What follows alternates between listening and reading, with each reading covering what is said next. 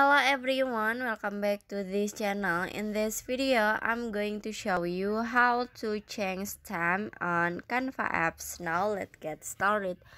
First, I wanna show you this is the original or this is the default theme on Canva apps. If you wanna change this theme for Canva apps, you can watch this tutorial.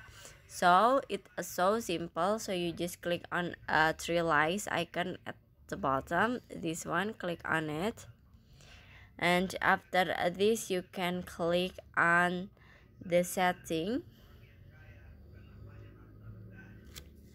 and then in here you can click on your account